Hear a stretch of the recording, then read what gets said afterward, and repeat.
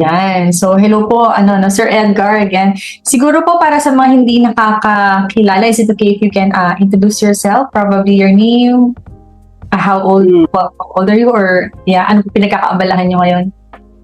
Yeah, I'm Edgar Pagulayan. I'm from Cabagan, Isabela. I'm 52. I'm a businessman. I've been diabetic for close to 5 years now since the pandemic. Oh, I see. So, gaano po kataas ang inyong blood sugar?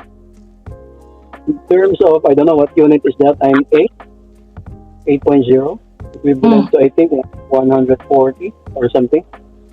Ooh, 140. Okay. Aside po ba sa blood sugar, do you have any other conditions like do you suffer from high blood or hindi naman? I have, may dalawa akong maintenance for cholesterol and diabetes. Okay. Is that why you joined Doc Mitch program po? Yeah, that's the very reason why. I used to join, actually it's not a seminar, it's just a Facebook group, a support group for diabetics. It's just part of my continuous research that I do when I found out that I was diabetic. So naturally, titingin-tingin ka ng mga makakatulong and everything, and then see yung program ni Doc Miss just pop up from my Facebook. And then I read a little about kung ano yung program about Jumpstart. I got interested, that's why I enrolled.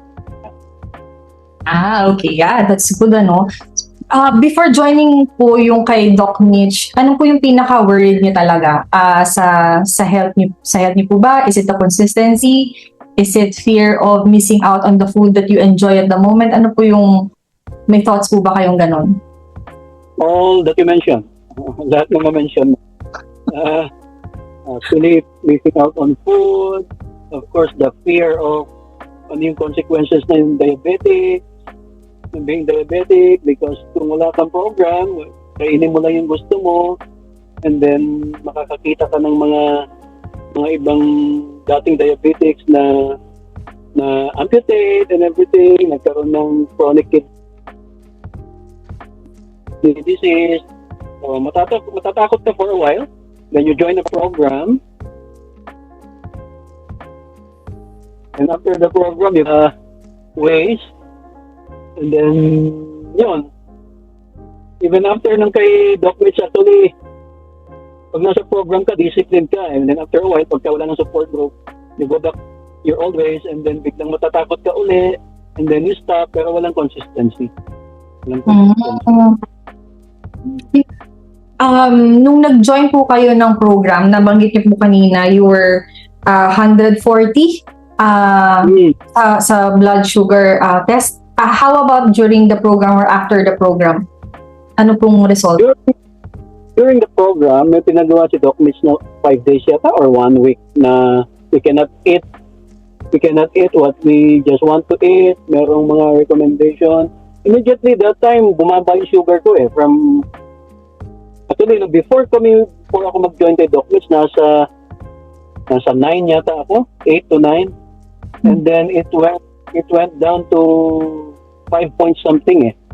Wow. After just 1 week of disciplined eating at saka consistent recording, conscious ka dahil may titingin. Dahil ipapakita namin kay Doc Mitch yung results namin. And then after that, for 3 weeks, na-maintain ko yung discipline. I maintained between 5 to 6 yata na sugar level ko. And then ngayon, medyo pabaya uli. That's why nag-7-8 uli ako. Kaya 2 days ago, nung na-remind lang ako uli, nung sabi ni John, is it John? John, di ba? Yes. Na, can we do an interview with you? Ay, oo nga. So I asked John again for the menu. Apo, yung recipe. Yes, kasi I followed that recipe, I followed that menu for more than 1 month. Ang ganda. And then after a while, naiwala ulit dahil hindi mo maiwasan, lalabas, kakain. Yeah. And then, wala naman nang nagmo-monitor na Dokmich. So, back to office, also may tapos na konti. Pero ano naman, hindi siya kasing pabaya nung before the program. Meron Mm. ng meron ng something to go back to na, uy, teka, hindi maganda ito. Yung mga ganon. And then nung na-remind ako ni John to do an interview, I was reminded, so John, sabi ko, I lost the recipe. I printed it out. Hindi ko na makita sa email ko. So humingi ako. Then he sent me yesterday. Then, So for sure, kung gagawin niyo po uli yan, ano? I plan to do it again. Hopefully, hindi ko makalimutan. Uli. Nakabuti po pala at nainyayahan kayo ma-interview at para ma-remind kayo yung mga food, mga recipe na kailangan nyo pong i-take. Yan. So, pero, Yes. Kaya tama yung sabi, Doc. Yeah. Tama yung sabi, Doc, lifestyle disease lang talaga siya. It's in what we eat. It's in what lifestyle talaga. ang ganda nun. It's a lifestyle, kumbaga, it's a lifestyle decision. Yan. Oo. Kasi I became diabetic because I used to be in sales. So every time we go visit customers, they let you drink soft drink and hindi ka makatanggi. So Uy. if I visit, because I used to be sales manager for San Miguel, I visit customers every day, distributors every day. So ugali nating Pilipino, pag may bisita, operan mo ng soft drink, operan mo ng coffee, bread, cake, and everything. Hindi mo naman pwedeng tanggihan because part ng hospitality ng Pilipino yun. So I think that's where I got this diabetes because of yung mga ganong pagkain. And then every afternoon, after field work, of course you get to drink with your colleagues, hanggang beer dito, beer doon. Malamang yun. Yeah. After po ba nung jumpstart, sa palagay nyo, may nagbago naman konti? The way you drink soft drinks or yung mga beers? Yun ang magandang iniwasan ko na. Hindi na ako nagbe-beer. Nagtatago nga lang ako sa Coke Zero. Meron pa rin ako soft drink. Pero I hide behind the zero of the Coke Zero. Tingin ko better naman ng konti. Hindi ko maiwasan totally. Dati kasi regular Coke ako. How about po sa mga portions ng pagkain? May nagbago po ba? Like, mas naging more vegetables kayo ngayon or parang bumalik na po sa dati? 1 month after the program, halos mostly vegetable ako. Meat eater kasi talaga ako, so hindi ko talaga nabitawan totally. I still eat a portion of it. Pero 2 months after ng program, ayun, balik ako sa more meat, some vegetables. Dati na ako nagbawas ng rice. Hanggang ngayon naman, na ako, medyo conscious na ako sa rice. Hindi na katulad noon na only rice talaga. Dati pag gutom talagang kuha uli ng rice. Ganyan. Yes. Oo. Yeah. Yeah. Somehow nakatulong po yun para hindi na kayo bumalik uli sa 8 or 9. Ang taas po nun. Malaking tulong yung program because you become conscious. And every time you become reminded. Yung nga, kung meron akong may suggest for the program, nawalan ako ng contact sa group eh. Oh. We used to remind each other. We have a group chat with the members nung batch namin kay Doc Mitch. During the program, we talk to each other, we contact each other, we compare notes, anong kinakain namin every day, anong successful, and then Doc Mitch requires us to share about our wins for the day, wins for the week, ano yung mga hindi maganda na nangyari, we share. And then after ng program, we still got in touch with each other, and then eventually nawala. So I think ang magandang siguro is yung follow-up group, yung support group. Nandun pa rin, nagkukumustahan pa rin. Para yung consciousness, hindi mawala. Agree, apo. Tinake note ko nga po yan kasi I'm sure by next year, sasuggest ko po ito kay Doc Mitch na magkaroon po ng support group. Mas maganda nga kung every time, kasi mahiya ka kay Doc Mitch because you are in a program and yet yung program hindi nag-work sa'yo and it's working with others. Parang parang nakakahiya. Yeah. So, parang you strive to be disciplined, lalo na sa eating, ano yung kinakain mo, and everything. Ang masuggest ko siguro kung merong continuous na isinasubmit yung vitals kay Doc Mitch, baka mas conscious kami. Doon po bang during the jumpstart po or after jumpstart, yung sinasabi niyo pong conscious, mas naging conscious po ba kayo na tawag dito, na monitor niyo pa po ba yung BP, yung sugar niyo, yung energy? Hindi na kasing consistent nung nasa program, nung during the program. Because we have to submit it every afternoon Talagang yung community po talaga yung naging key nung para maging disciplined kayo. Yes, because with the community, hindi lang kay Doc Mitch, kasi sa mga kasama mo, parang nakakahiya na nagapak ka and yet sa kanila, effective sa kanila. So you really go out your way to ask, anong secret, di ba? What did you eat today that I did not? What did I eat today that you did not? Bakit ganyan yung vitals mo? Bakit ako ganito? Yung ganon. We tend to compare notes. Tapos, yun. Mas nare-remind ka, mas may discipline kapag ka may support group. Nag-share din po ba kayo ng recipe? Yes. We actually take a picture ng breakfast, lunch, and dinner. We post it sa group.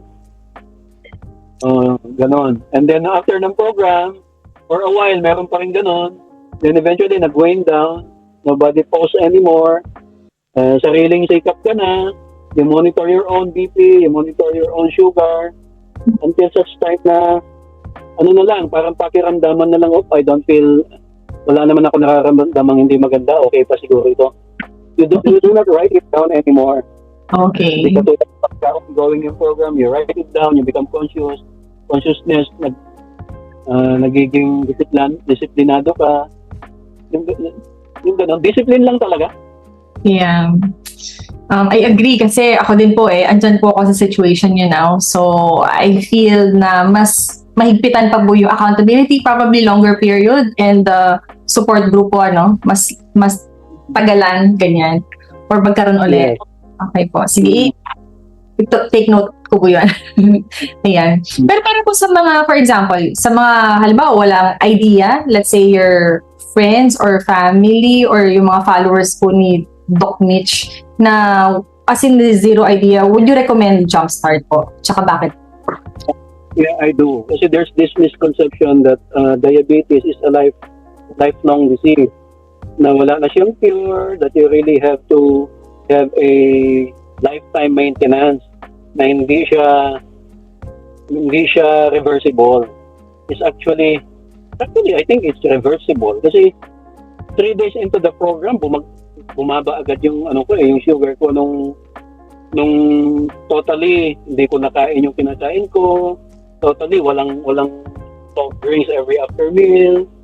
Totally wala yung only rice na kung kailan mo lang gustong kumain ng rice. So I think nasa kinakain. And then part ng pinapagawa ng program is the exercise. The exercise before the program. And then, yun actually nakapagpabalik sa akin sa gym, yung program. Fortunately, yun yung na-retain ko, yung gym. Na siguro, hindi siya bumalik ng ganong kataas because I still go to the gym. Ginagawa ko pa rin yung mga exercises na ina-exercise namin after meal because Doc Mitch taught us to have a walk 30 minutes after every meal. I still do that. Yun yung na-retain ko.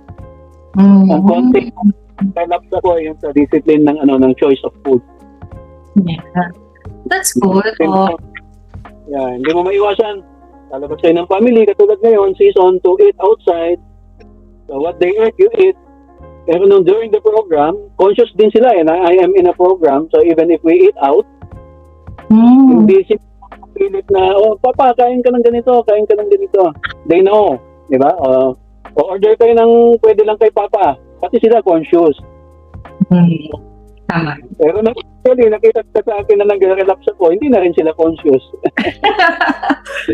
So, mas maganda po ba kung si Doc Mitch magkaroon ng package na parang pangbuong pamilya? Kasi minsan, pag yung isa kumakain ng ganito, tas favorite mo, syempre madadala ka po di ba? Pwede. Katulad namin, I'm a diabetic. My wife is also a diabetic. So, nung sumali ako sa program ko, ito lang daw ang pwede natin kainin. Sinunod din niya So, magandang idea yan na kahit hindi diabetic yung ibang part ng family, meron ding education how to take care of a diabetic. Yes. Yeah. That's good. Yeah, sige po. Mag-family ba? Family plan. Oo, kasi yung aking asawa po ay diabetic. I am not. But syempre, I should cook for him. But at the same time, yung mga anak ko, sumusunod din sa kinakain ng tatay nila. Kaya parang it should be as a whole, di ba? Para mas ma-maintain things. Kaya kung matigas ulo niya at yun lang ang niluto mo, wala siyang magagawa. So he has to stick to doon sa diet na nire-require mo sa kanya. Oo, tama. Ganun. Okay. Ita-take note ko po. Marami po ako natutunan sa inyo. Meron po ba kayong message kay Doc Mitch na gustong iparating? Yeah. Kay Doc Mitch, continue doing what you are doing. Malaking tulong sa mga katulad namin. Pasensya ka na, nung after ng program, nag-relapse ng konti. But I'd like to join again yung mga yung mga susunod na jumpstart seminars na nakita ko meron uli. And I encourage my wife to join also. Kahit hiningi ko uli yung menu, susundin uli namin mag-asawa yon. Pero kailangan yun. Maganda yung ginagawa ni Doc Mitch. It's really a breakthrough. Dahil katulad namin, hindi kami updated sa mga ganyan. Marami talagang ang idea sa diabetes is lifetime na maintenance. That's good. Naku sir, alam mo marami po akong natutunan sa inyo in this short span of time. But most is self-discipline. And and yung community. No, community. I think kung nasa 7 po kayo ngayon or 7.8, kaya niyo po ipababain yan. Napababa ko actually in just 3 days na na not eating what I used to eat. And every now and then kapag balik ako, back to zero ako, susundin ko ulit yung program, gumaganda. Yeah. So talagang nasa kinakain, nasa disiplina ng pagkain. Nako, ayun. Maraming salamat po sa time nyo. Hindi ko na po pahabain because I know na babalik po kayo sa mall. Tama po ba? Yes, mag-aalaga na ako. Ayun, so kailangan nyo po talaga maging healthy kasi kailangan nyo pong makipagsabayan sa energy ng mga apo nyo. ng apo. Ayun po, Sir Edgar, maraming salamat. I know it's a holiday but you still honor us with your time. We appreciate po that you're here with us. Thank you. Say hi to Doc for me. Sure po. Maraming salamat po, Sir Edgar. Happy holiday po. Happy New Year. Bye-bye. Thank you. Bye-bye.